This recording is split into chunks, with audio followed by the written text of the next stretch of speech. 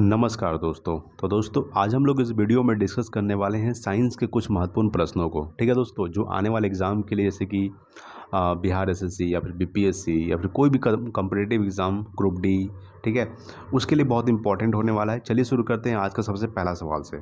तो सबसे पहला सवाल है दोस्तों कि तत्वों का सबसे पहले वर्गीकरण किया था। तो याद रखिए, तत्वों का सबसे पहले वर्गीकरण किसने किया था? तो डोबे रेनर ने किया था। किसने किया था? डोबे रेनर ने तत्वों का सबसे पहले वर्गीकरण किया था। रदरफोर्ड ने क्या किया था दोस्तों? तो प्रोटॉन का खोज किसने किया था? रदरफोर्ड ने किया था प्रोटॉन का खोज। ठीक है।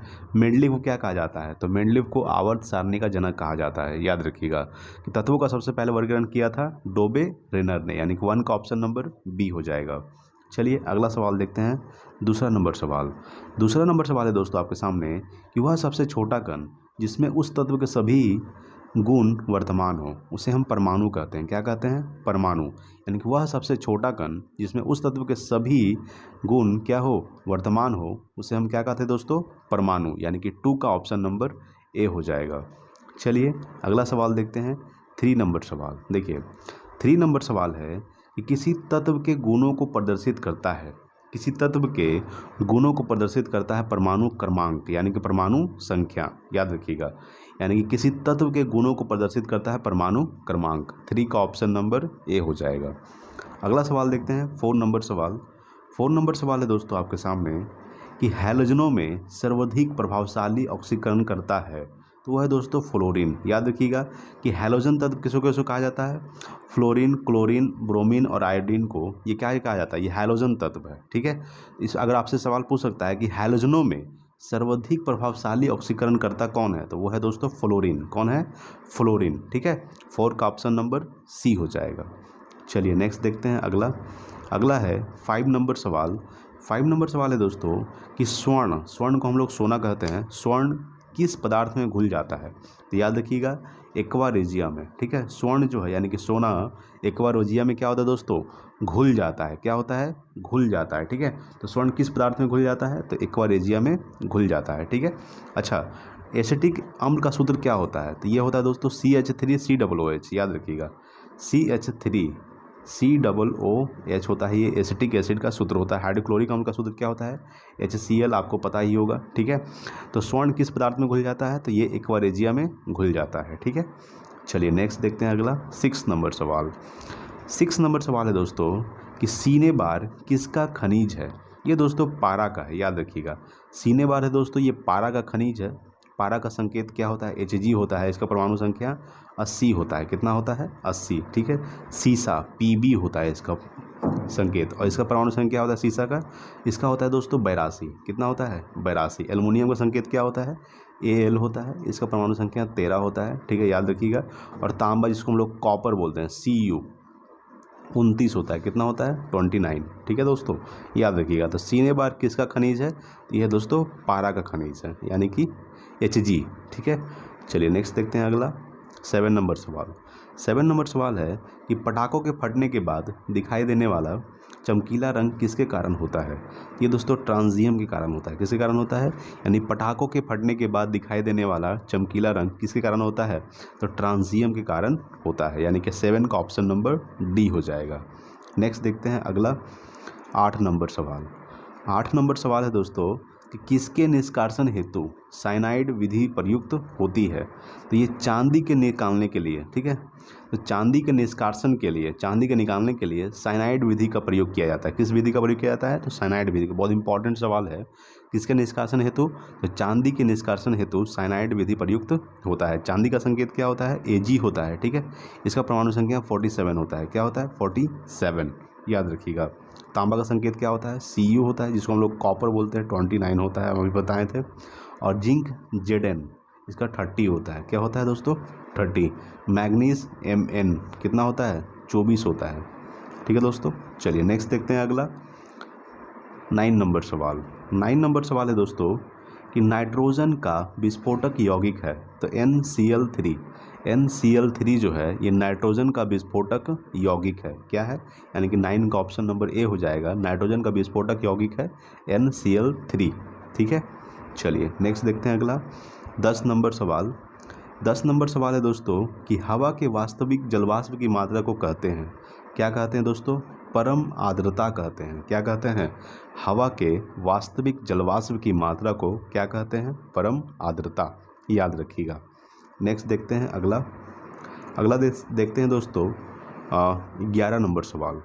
11 नंबर सवाल है दोस्तों आपके सामने कि मानव निर्मित प्रथम रेशा था। तो याद रखिएगा कि मानव निर्मित प्रथम रेशा नायलॉन था। क्या था? नायलॉन जो है दोस्तों ये मानव निर्मित प्रथम रेशा था, यानी कि 11 का ऑप्शन नंबर बी हो जाएगा। नेक्स्ट देखते हैं अगला 12 नंबर सवाल। 150 डिग्री सेल्सियस तक गर्म होने पर यूरिया देता है, वायु रेट देता है। क्या देता है? वायु रेट। यानी कि 150 डिग्री 150 डिग्री सेल्सियस तक गर्म होने पर यूरिया देता है वायु रेट। अच्छा, यूरिया का सूत्र क्या होता है? यूरिया का सूत्र होता है NH2CONH2। याद रखिएगा, NH2CONH2 क्या होता है दोस्तों? ये यूरिया का रासायनिक सूत्र होता है। अच्छा, यूरिया खाद में नाइट्रोजन कितना परसेंट पाया जाता है? तो यूरिया खाद में नाइट्रोजन 46% पाया जाता है। याद रखिएगा, सबसे ज़्यादा क्या पाया जाता है? नाइट्रोजन। नाइट्रोजन को संकेत N होता है और इसका परमाणु संख्या 7 होता है। ठीक है, चलिए नेक्स्ट देखते हैं अगला 13 नंबर सवाल। 13 नंबर सवाल है दोस्तों आपके सामने कि रेडियोथेरेपी में उपयोग होने वाली नोबल गैस है। तो ये है दोस्तों रेडॉन। याद रखिएगा। अच्छा, नोबल गैस कितने हैं वर्तमान में? तो नोबल गैस 6 है। कौन कौन सा है? तो हीलियम, नियॉन, यहाँ पे मैं लिखते जाता हूँ, हीलियम, नियॉन, आर्गन। यहाँ पे देखिए एक argon, helium, neon, argon, krypton, KR, krypton, एक रेडॉन, एक जेनॉन। ठीक है, तो रेडियोथेरेपी में उपयोग होने वाली नोबल गैस कौन सी है? तो ये है दोस्तों रेडॉन।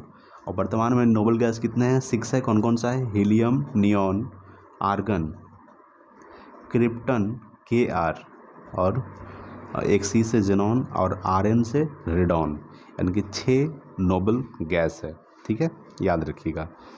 नेक्स्ट देखते हैं अगला 14 नंबर सवाल। तो देखिए दोस्तों 14 नंबर सवाल आपके सामने है कि नाभिकीय विखंडन को सर्वप्रथम प्रयोगात्मक तरीके से देखा गया था तो ट्रांसमन द्वारा। ठीक है, तो नाभिकीय विखंडन को सर्वप्रथम प्रयोगात्मक तरीके से देखा गया था किसके द्वारा? तो ट्रांसमन के द्वारा। चलिए नेक्स्ट देखते हैं अगला 15 नंबर सवाल। आइए दोस्तों, देखिए दोस्तों 15 नंबर सवाल आपके सामने क्या कह रहा है? 15 नंबर सवाल है कि जस्ता निम्न मिश्र धातु में उपस्थित नहीं है। तो जस्ता जो है ये पीतल में उपस्थित नहीं है। ठीक है, यानी कि जस्ता निम्न मिश्र धातु में उपस्थित नहीं है, तो पीतल में उपस्थित नहीं है जस्ता।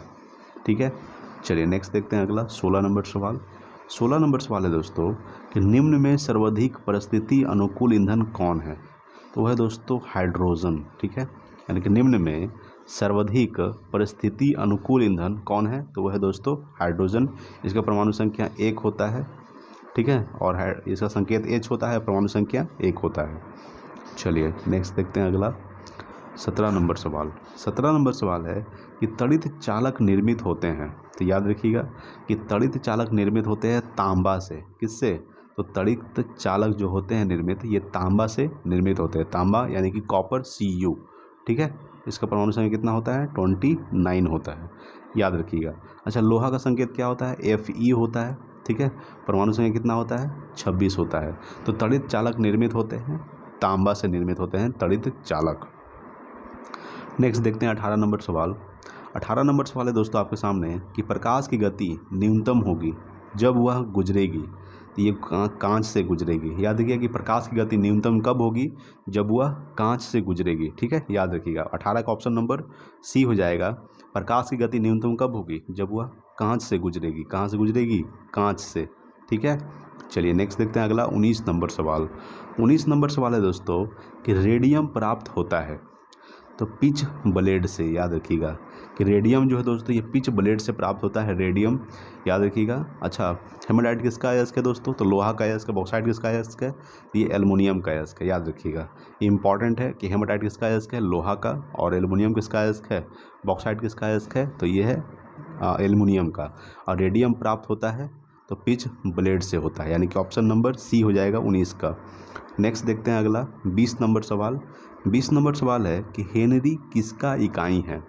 ये प्रेरकत्व का इकाई है। किसका है? तो हेनरी जो है ये प्रेरकत्व का इकाई है, हेनरी। ठीक है, याद रखिएगा। नेक्स्ट देखते हैं अगला 21 नंबर सवाल। 21 नंबर सवाल है कि 1 जूल कितने कैलोरी के बराबर है? तो 0.24 के बराबर। 1 जूल कितने कैलोरी के बराबर है? तो 0.24 के बराबर है, याद रखिएगा। नेक्स्ट 22 नंबर कि पानी का अनुभार है, तो 18 AMU। 18 AMU ये पानी का अनुभार है, आपको ध्यान देना है। 22 का ऑप्शन नंबर बी हो जाएगा कि पानी का अनुभार है 18 AMU। ठीक है, नेक्स्ट देखते हैं अगला 23 नंबर सवाल। 23 नंबर सवाल है कि MKS पद्धति में बल की इकाई क्या है? तो MKS पद्धति में बल की इकाई क्या है दोस्तों? न्यूटन है। क्या है? तो MKS पद्धति में CGS में पूछेगा तो डाइन हो जाएगा। क्या हो जाएगा? CGS में बल की इकाई क्या होता है? डाइन। और MKS पद्धति में बल की इकाई क्या है? वो है न्यूटन। ठीक है, नेक्स्ट 24 नंबर सवाल कि शरीर में ऊतकों का निर्माण होता है, तो प्रोटीन से होता है। याद रखिएगा कि शरीर में ऊतकों का जो निर्माण होता है दोस्तों, ये कहाँ से होता है? ये प्रोटीन से होता है। कहाँ से? प्रोटीन से। अच्छा, वसा में घुलनशील विटामिन कौन कौन सा आपको बताइए तो वसा में घुलनशील विटामिन है A, D, E, K। ठीक है, ADEK ये वसा में घुलनशील विटामिन है। और पानी में कौन कौन सा विटामिन घुलनशील है पानी में? तो B और C होता है। ठीक है, अच्छा, दूध में कौन सा विटामिन नहीं पाया जाता है? तो दूध में विटामिन C नहीं पाया जाता है। ये भी आपको ध्यान देना है कि दूध में कौन सा विटामिन नहीं पाया जाता है? Vitamin C। विटामिन का खोज किसने किया था? तो विटामिन का खोज किया था फंक ने किया था। ठीक है, चलिए नेक्स्ट देखते हैं अगला सवाल देखते हैं हम लोग। 25 नंबर सवाल। 25 नंबर सवाल है आपके सामने। कांच है एक प्रकार का अतिशीतित द्रव है। ठीक है, क्या है? तो कांच है एक प्रकार का अतिशीतित द्रव, ये आपको ध्यान रखना है। 25 का ऑप्शन नंबर ए हो जाएगा। 26 देखेंगे। 26 क्या कह रहा है आपके सामने? 26 नंबर सवाल है कि इंटीग्रेटेड सर्किट चिप पर किसकी परत होती है? तो ये सिलिकॉन की होती है। याद रखिएगा कि इंटीग्रेटेड सर्किट चिप पर किसकी परत होती है दोस्तों? तो ये सिलिकॉन की परत होती है। किसकी होती है? सिलिकॉन की। सिलिकॉन का संकेत क्या होता है? SI होता है। ठीक है, आयरन का FE होता है संकेत। ठीक है, लोहा जिसको हम लोग बोलते हैं आयरन को। कॉपर का CU जिसको हम लोग तांबा बोलते हैं निकेल जस्ता यानी कि ZN होता है। ठीक है, चलिए नेक्स्ट देखते हैं अगला 27 नंबर सवाल। 27 नंबर सवाल है आपके सामने कि चुंबकीय डिस्क पर किस पदार्थ की परत होती है? तो ये आयरन ऑक्साइड की परत होती है। किसकी होती है? Iron oxide. यानी कि चुंबकीय डिस्क पर किस पदार्थ की परत होती है? आयरन ऑक्साइड की होती है। नेक्स्ट देखते हैं अगला 28 नंबर सवाल। 28 नंबर सवाल है कि पीयूष ग्रंथि स्थित होता है, तो ये सिर में स्थित होता है। याद रखिएगा कि पीयूष जो ग्रंथि होता है ये किस में होता है? सिर में होता है। ये भी आपको ध्यान रखना है। जितना भी मैं सवाल करवा रहा हूँ दोस्तों सब इम्पॉर्टेंट है और इसको आप वीडियो को 1 से 2-3 बार देख लीजिएगा। ठीक है, चलिए नेक्स्ट देखने वाले हम लोग अगला सवाल 29 नंबर सवाल। 29 नंबर सवाल है दोस्तों, बहुत इंपॉर्टेंट सवाल है कि विटामिन ई की कमी से होता है, तो ये नपुंसकता होता है। ठीक है, जनन क्षमता में कमी। याद रखिएगा कि विटामिन ई की कमी से कौन सा रोग होता है? नपुंसकता। अच्छा, विटामिन डी की कमी से कौन सा रोग होता है? रिकेट्स होता है। विटामिन B1 की कमी से कौन सा रोग होता है? तो बेरी होता है। विटामिन ए की कमी से कौन सा रोग होता है? रतौंधी होता है। याद रखिएगा, ये विटामिन ए की कमी से होता है, ये विटामिन B1 की कमी से होता है, और ये विटामिन डी की कमी से होता है, और ये विटामिन ई की कमी से होता है। ठीक है, अच्छा, विटामिन B1 का रासायनिक नाम क्या होता है? थायमिन। विटामिन ए का रासायनिक नाम क्या होता है? रेटिनॉल। विटामिन डी का रासायनिक नाम क्या होता है? कैल्सीफिरॉल। और विटामिन ई का रासायनिक नाम क्या होता है? टेकोफिरॉल। ठीक है, चलिए नेक्स्ट देखते हैं अगला 30 नंबर सवाल। 30 नंबर सवाल है दोस्तों आपके सामने कि प्रति सेकंड एक रेडियन कितने RPM के बराबर होता है? तो 9.549। याद रखिए कि प्रति सेकंड एक रेडियन कितने RPM के बराबर होता है? तो 9.549 के बराबर होता है। चलिए नेक्स्ट देखते हैं अगला 31 नंबर सवाल। 31 नंबर सवाल है दोस्तों कि FIR में I अक्षर का घोतक है, तो ये FIR का फुल फॉर्म क्या होता है? तो FIR का फुल फॉर्म होता है दोस्तों फर्स्ट इन्फॉर्मेशन रिपोर्ट। तो आई का मतलब क्या हो जाएगा? इन्फॉर्मेशन हो जाएगा। ठीक है, तो FIR का फुल फॉर्म क्या होता है? First information report. इसका आई का अक्षर क्या है? तो इन्फॉर्मेशन हो जाएगा, यानी कि 31 का ऑप्शन नंबर ए हो जाएगा। नेक्स्ट देखते हैं 32 नंबर सवाल। 32 नंबर सवाल है कि भारत का प्रथम परमाणु रिएक्टर किस नाम से जाना जाता है? तो ये अप्सरा के नाम से जाना जाता है। याद रखिएगा, भारत का प्रथम परमाणु रिएक्टर अप्सरा के नाम से जाना जाता है। 32 का ऑप्शन नंबर बी हो जाएगा। नेक्स्ट देखते हैं अगला 33 नंबर सवाल। 33 नंबर सवाल है कि सैन्यता की SI इकाई हैं, तो पॉइज। याद रखिएगा, पॉइज जो है ये सन्यता की एसआई इकाई है। ठीक है, नेक्स्ट देखते हैं अगला 34 नंबर सवाल। 34 नंबर सवाल है कि इनमें कौन अनुचुंबकीय अचुंबकीय पदार्थ है। ये दोस्तों पीतल। ठीक है, पीतल जो है ये क्या है, अचुंबकीय पदार्थ है, याद रखिएगा।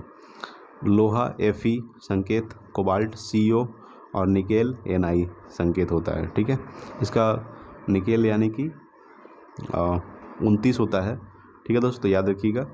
और लोहा का परमाणु संख्या कितना होता है, 26 होता है। अगला देखते हैं दोस्तों 35 नंबर, विकास का प्रारंभिक बल है तो प्राकृतिक वरण। ठीक है, याद रखिएगा कि विकास का प्रारंभिक बल क्या है, तो प्राकृतिक वरण जो ये विकास का प्रारंभिक बल है। नेक्स्ट देखते हैं अगला 36 नंबर सवाल। 36 नंबर सवाल है कि इनमें कौन सा कण परमाणु में नहीं होता है, तो न्यूट्रिनो। याद रखिएगा, न्यूट्रिनो जो है ये परमाणु में नहीं होता है, बाकी परमाणु में होता है। प्रोटॉन और इलेक्ट्रॉन क्या होता है, बीच में, नाभिक में बीच में होता है। और इलेक्ट्रॉन क्या करता है दोस्तों, इलेक्ट्रॉन चक्कर लगाता है। इलेक्ट्रॉन पर ऋण आवेश होता है यानी कि माइनस होता है। ठीक है, और प्रोटॉन पर पॉजिटिव होता है। और न्यूट्रॉन क्या होता है, ये आवेशहीन होता है, इस पर कोई आवेश होता ही नहीं है। ठीक है, तो चलिए नेक्स्ट देखते हैं अगला 37 नंबर सवाल। 37 नंबर सवाल है कि डायनमो का सिद्धांत आधारित है, ये फैराडे के नियम पर आधारित है। याद रखिएगा कि डायनमो का जो नियम है, डायनमो का जो सिद्धांत है, ये फैराडे के नियम पर आधारित है। डायनमो क्या करता है, तो यांत्रिक ऊर्जा को विद्युत ऊर्जा में कन्वर्ट करता है। ठीक है, चलिए नेक्स्ट देखते हैं अगला 38 नंबर सवाल। 38 नंबर सवाल है कि आइंस्टीन समीकरण E=mc² में c दर्शाता है। तो c है प्रकाश का वेग। क्या है दोस्तों, c क्या है, प्रकाश का वेग है। E=mc²। E क्या है, एनर्जी है, क्षमता। m क्या है, मास है। ठीक है, जिसको हम लोग द्रव्यमान बोलते हैं हिंदी में। तो आइंस्टीन समीकरण E=mc² में c क्या दर्शाता है, ये प्रकाश का वेग को दर्शाता है। ठीक है, चलिए नेक्स्ट है 39 नंबर सवाल। 39 नंबर सवाल है कि प्रथम बार मंगल ग्रह पर उतरने वाला अंतरिक्ष यान है पाथफाइंडर। याद रखिएगा कि प्रथम बार यानी कि पहली बार मंगल ग्रह पर उतरने वाला अंतरिक्ष यान कौन सा है, पाथफाइंडर है, यानी कि 39 का ऑप्शन नंबर सी हो जाएगा। नेक्स्ट देखते हैं अगला 40 नंबर सवाल। 40 नंबर सवाल है कि एक पाउंड में कितना आउंस होता है, तो एक पाउंड में 16 आउंस होता है। कितना होता है, 16। ठीक है, याद रखिएगा कि एक पाउंड में कितना आउंस होता है, 16। नेक्स्ट है 41 नंबर सवाल है दोस्तों कि 1 लीटर बराबर कितना गैलन होता है, तो 1 लीटर बराबर 0.2642 गैलन होता है। याद रखिएगा 2642 गैलन होता है 1 लीटर बराबर। 1 लीटर कितना गैलन होता है, तो 0.264 गैलन होता है। ठीक है, चलिए नेक्स्ट देखते हैं अगला 42 नंबर सवाल और आज का लास्ट सवाल। द्रवों की सन्यता को मापने वाला यंत्र कहलाता है, ये विस्कोमीटर कहलाता है। क्या कहलाता है, विस्कोमीटर, यानी कि द्रवों की सन्यता को मापने वाला यंत्र कहलाता है विस्कोमीटर। ठीक है दोस्तों, तो वीडियो अच्छा लगा होगा। ये कुछ महत्वपूर्ण साइंस के प्रश्न थे जो आपके एग्ज़ाम में आने वाले बन सकते हैं। ठीक है, आज के लिए इतना ही, मिलते हैं अगले वीडियो में, तब तक के लिए जय हिंद, वंदे मातरम।